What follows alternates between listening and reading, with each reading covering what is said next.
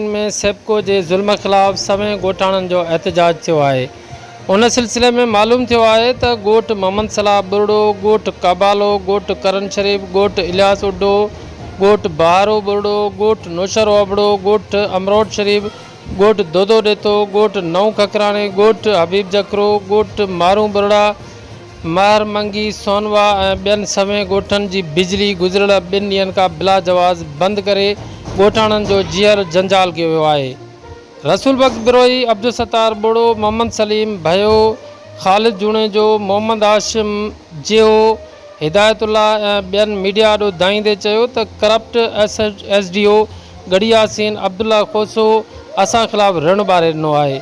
बिजलीअ जे बिल में वाधू deduction bill हणी असां सां ज़ुल्म करे रहियो आहे। हिननि वस वारनि अमलदारनि ऐं चूंडियल नुमाइंदनि खां फौरी नोटिस वठण जी अपील कई। शामिर जमाली, सचाई न्यूज़, गड़ी यासीन।